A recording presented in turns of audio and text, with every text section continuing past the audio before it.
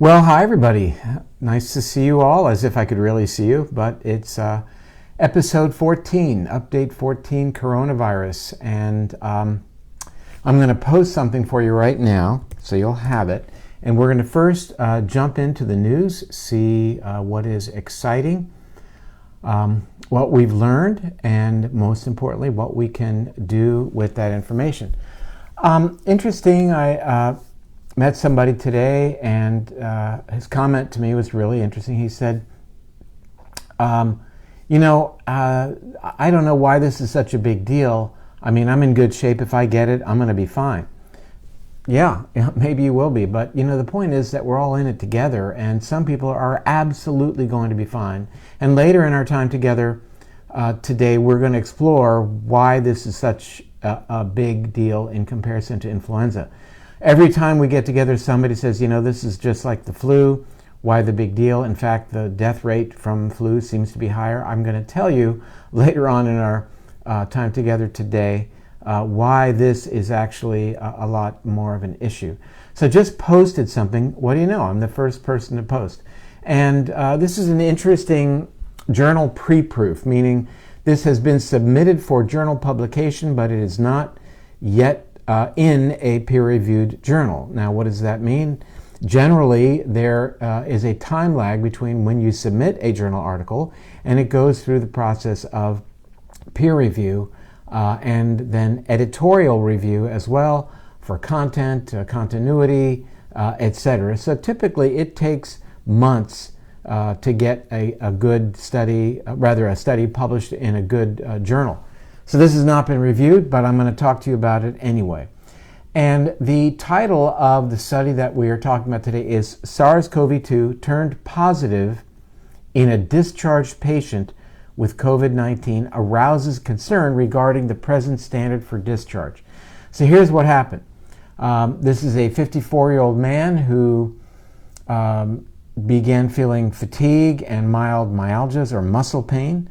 And on January 20th, he began to have a fever of 37.5 and 37.5 degrees centigrade. That's 101.3 degrees Fahrenheit.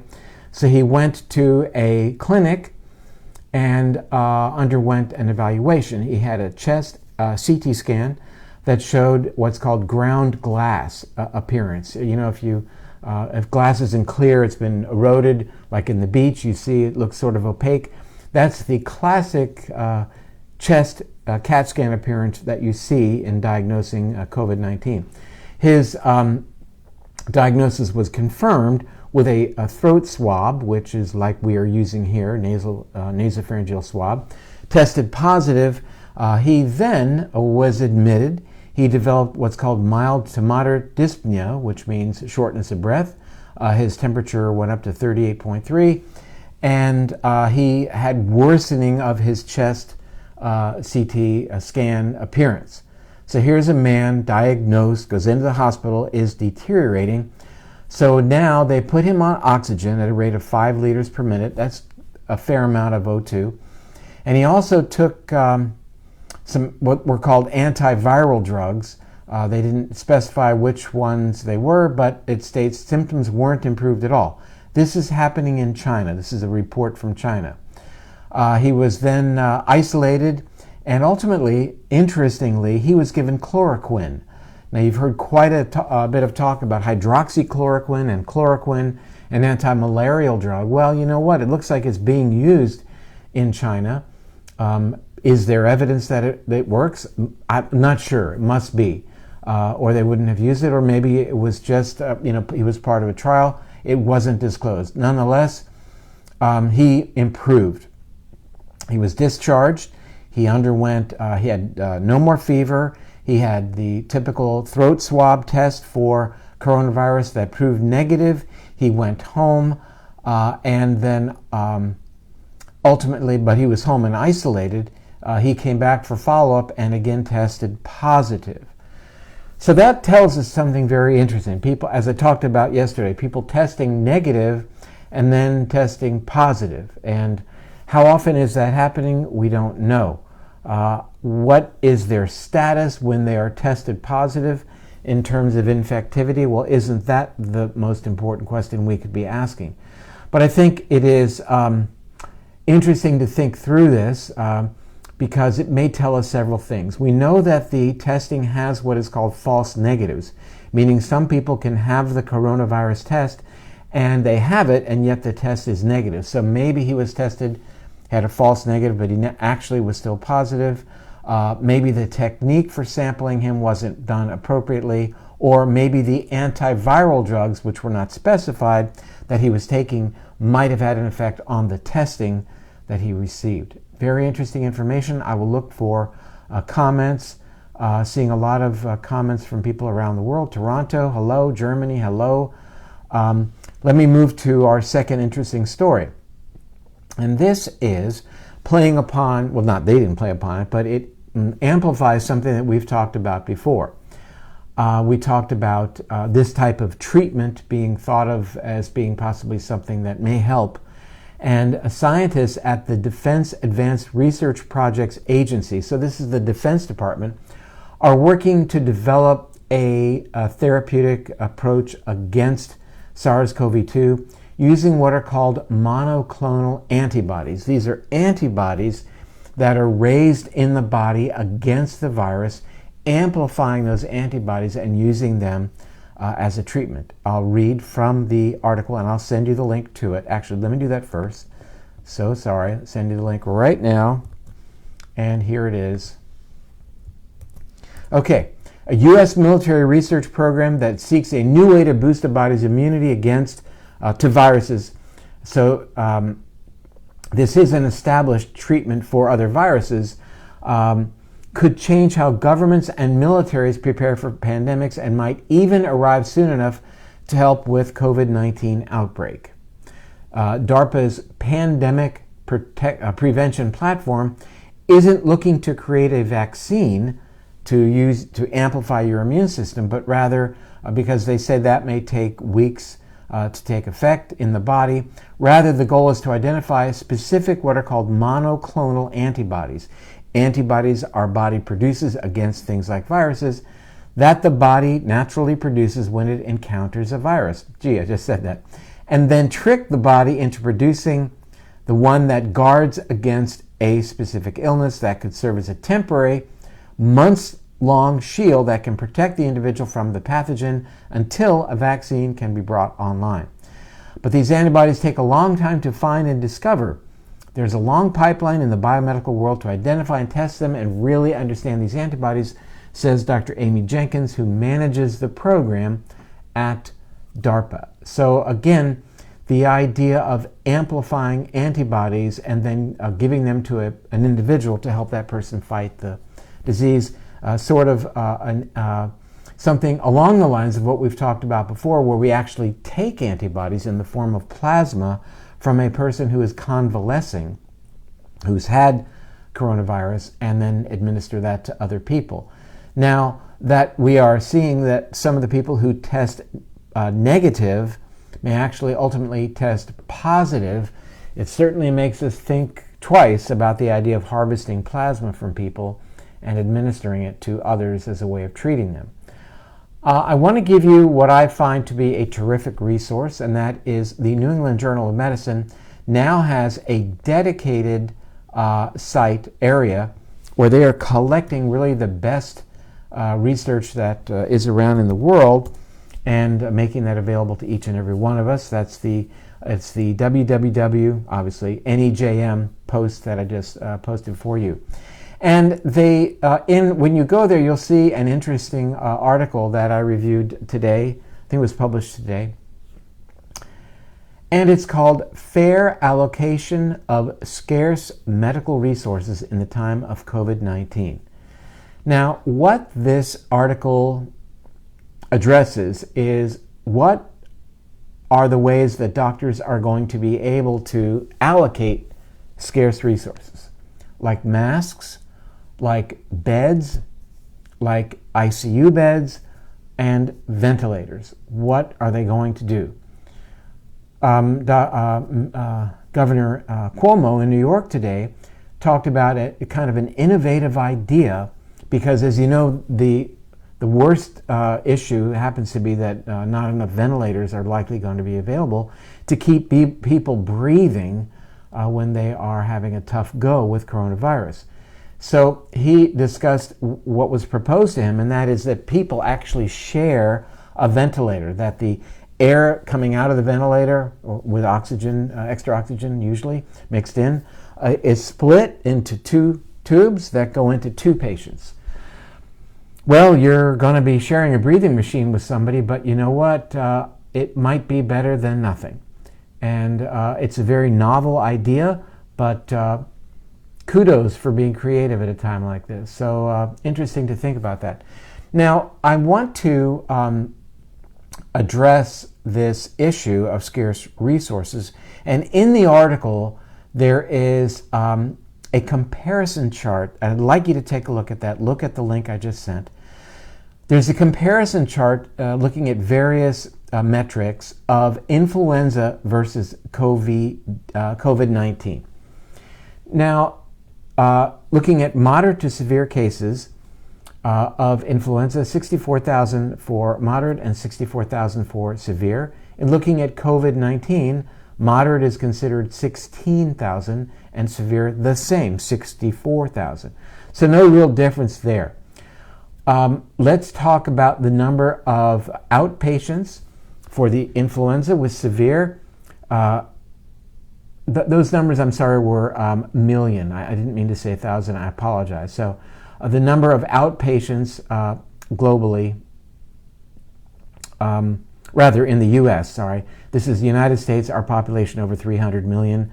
So this is looking at severe. The number of outpatients influenza, severe would be 32 million, and severe COVID-19, 12.8 million. Well, you might say, gee whiz, the number of severe patients with influenza is projected to be less than COVID-19. This is now where it gets interesting. The number of hospitalized patients with severe disease, influenza in America, 3.8 million. COVID-19, number of hospitalized patients, severe disease, 5.1 million. A big disparity. The number of patients admitted to the intensive care unit, United States, severe influenza, 1.2 million, COVID-19, 3.8 million.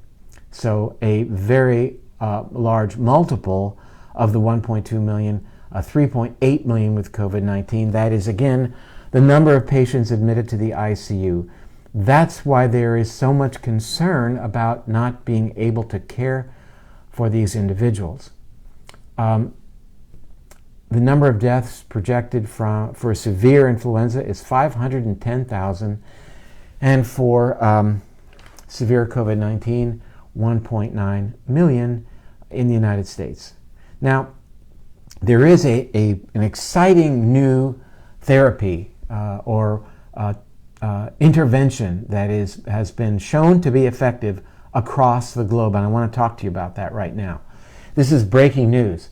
When we look at countries that have now gotten this under control, it's so exciting. We've talked about this for the past couple of days, that it looks like the rates are coming down in mainland China and in South Korea and to some degree in Japan. Wow, what have they done?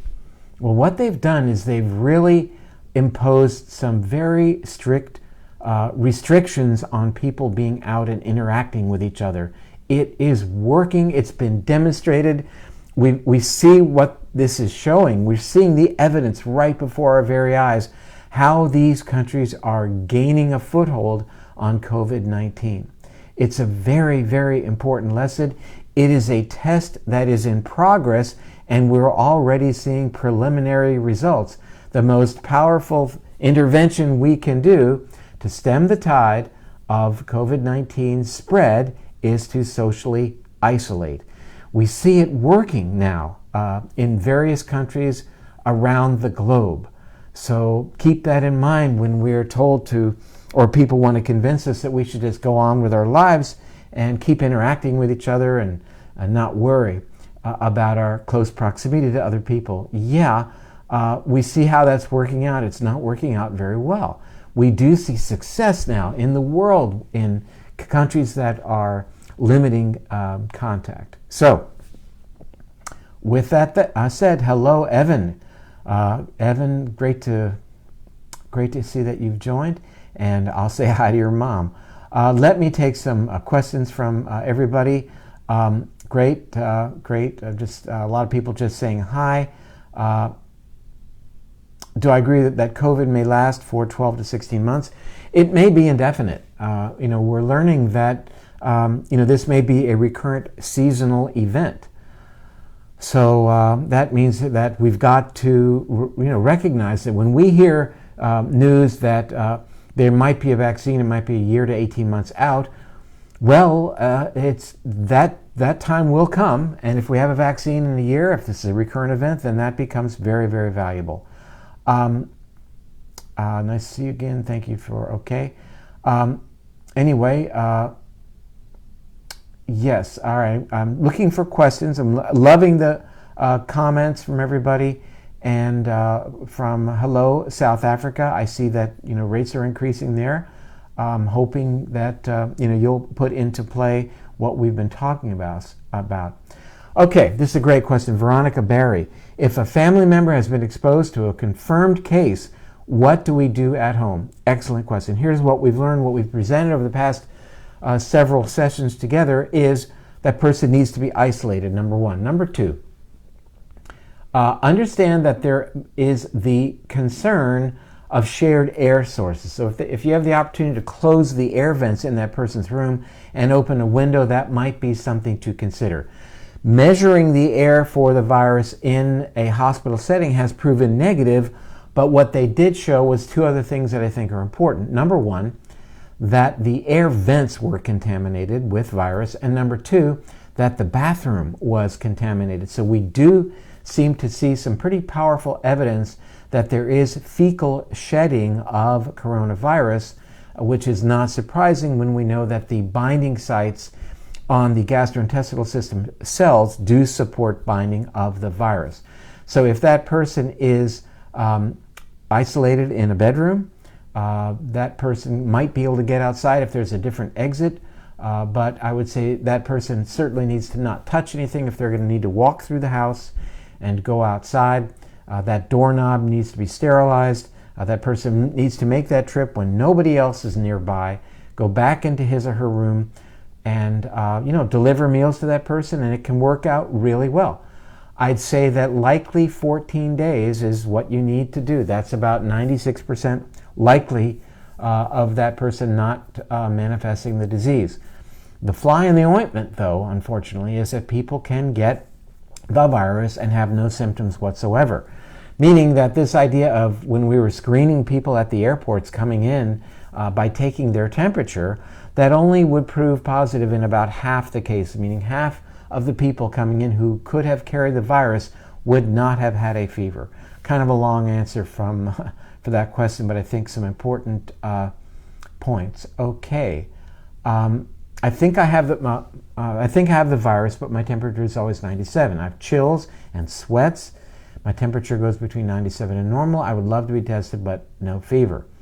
Yeah, in an ideal world, you could be tested. You could have a cold. You could have a rhinovirus. You could have influenza, but you could have coronavirus as well and not have a fever. You can have you can pick and choose. Well, you can't, but the virus can pick and choose how it manifests in each and every one of us, and certainly you could be without a fever or afebrile. Okay. 3 people I know in their 60s and a 75-year tested positive, recovering couple at home, and single woman assisted living in Issaquah. Yeah, I mean, that's great, and that is not unexpected. Most 60 people, 60 and even 75, are going to recover and probably not need hospitalization. It's those 10% that we worry about that get severe disease, or even 20%, generally the 20% of the population that gets severe disease. So those are the ones that we worry about. When I say the 10%, those are the 75-year-olds percentage that actually may succumb to having this infection. Dr. Perlmutter, I was wondering if you or Dave Asprey would be doing a cast. Jessica Landry, tomorrow. Who knew? We're recording tomorrow. I don't know when Dave is going to publish that, but we're going to do a Zoom video, and then I think we're going to do an Instagram video thing as well for, I think, an hour and a half is scheduled. Ontario is quite strict. Yes, how encouraging it is that the city of Toronto has 50 million masks stored away, for a time like this. Okay, hi from Toronto. I'll take a couple more questions and then gonna have to go. Got things to do. Thank you for the daily updates. I'm very, very appreciative that you guys are paying attention and like these. I'll continue to do them. What is your take on black elderberry? We've really covered that quite a bit. The research on elderberry does show that it does have efficacy as it relates to the common cold, a rhinovirus, in terms of shortening the symptomatic period. The post that we put up the other day shows that there's a huge disparity between in various products in terms of how much actual elderberry extract is contained in various products. I can't imagine necessarily it would harm. So there you go. Would Mucinex help? I would think it may very well. We'll hear some good things about Mucinex. I've never actually tried it. My go-to, not to be brand specific, but I will be, is Vicks NyQuil. Certainly it's about as far from a natural supplement as you can imagine. It has about 1 million ingredients and I can't pronounce half of them, but you know what? It works for me. So there you go. I've been on hydroxychloroquine for several years to treat autoimmune disease. We know that it's used in rheumatoid arthritis, as a matter of fact. Evidence might help prevent COVID-19 or reducing chance of needing to be hospitalized. Don't know the answer. So we really need data on hydroxychloroquine to be able to answer that question. We know it's being studied. And also interestingly heard today that doctors are writing prescriptions for themselves to hoard hydroxychloroquine. That was on CNN in their news feed. Okay, John Stark, thanks for the update. Okay, advise people not to fast would be disastrous if we go from pandemic to famine. Not sure what that means. I would say, Judith, that if you're not sick and you have your doctor's approval, fasting is a way to perhaps augment your immune system. So something to think about, and again, something to discuss with your healthcare practitioner. I enjoyed fasting with whoever of this group fasted with us. I think it was Sunday. We fasted until Monday evening, and we know that that might be beneficial, a low-grade stress to our bodies, hormesis, to augment immune function. The other thing that I discussed in, I think, episode 8 perhaps, was a nutritional supplement called fisetin, F-I-S-E-T-I-N, a flavonoid compound that does show some senolytic activity, meaning it does tend to help us rid our bodies of senescent or old, poorly functioning immune cells. How effective it is, I don't know. That is one of the supplements that I am taking right now. You can buy it online. There are many brands. Hello to North Carolina. Okay. Let me take a couple more questions and then I'm going to need to sign off. I would want to tell you all, please feel free to share these Facebook interviews with others if you think that they're helpful. I see that a lot of that is happening and appreciate that. Rob Teitler. Hi David, would you explain why someone has corona with no symptoms? Is it due to a more robust immune system? Likely. I would say that they're keeping it in check. We certainly know that that happens more with younger people. Rob, and I know you as Robbie from the day, it's a very good question. It really kind of feeds back to what I just mentioned about fisetin, and that is trying to reestablish a more youthful immune system by using that supplement. Fisetin may work, also by fasting, but also making sure that you're paying attention to sleep and getting outside, experiencing nature, all the things we talked about in the Brainwash book, all those things that are good to help you. Also, importantly, distance yourself from impulsivity and self-centeredness. That's part of the brain that you get locked into when there's high levels of inflammation, as in not eating well, not getting enough sleep, and all of those things. So it's really now so important to pay attention to our lifestyle choices. And hey, you know what you might do that you might enjoy? Especially you, Rob. I'm talking to you because I remember by your garage, you used to have a little planter there, and you used to plant vegetables and things because you were going to be a farmer, as I recall. And so I would say that that's a good thing to do. Go online, buy some seeds, get some dirt, and grow something. It'd make you feel good.